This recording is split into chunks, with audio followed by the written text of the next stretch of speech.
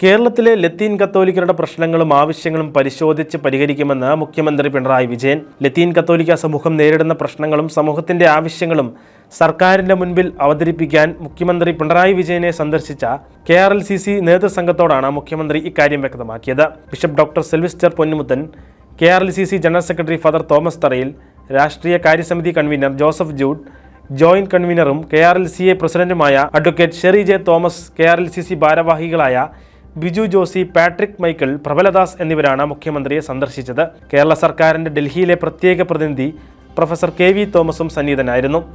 ലത്തീൻ കത്തോലിക്കർക്ക് സമുദായ certificate നിഷേധിക്കപ്പെടുന്ന revenue ഉദ്യോഗസ്ഥരുടെ നടപടി ഒഴിവാക്കാൻ 2012 സർക്കാർ ഉത്തരവിൽ സ്പഷ്ടീകരണം വേണമെന്ന് സംഘം മുഖ്യമന്ത്രിയോട് ആവശ്യപ്പെട്ടു.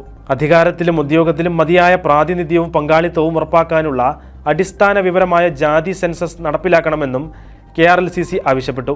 വിഴിഞ്ഞം സമരവുമായി ബന്ധപ്പെട്ട് അന്യായമായി രജിസ്റ്റർ ചെയ്ത കേസുകൾ പിൻവലിക്കുന്ന കാര്യം സർക്കാർ പരിശോധിച്ചു വരികയാണെന്നും മുഖ്യമന്ത്രി പറഞ്ഞു.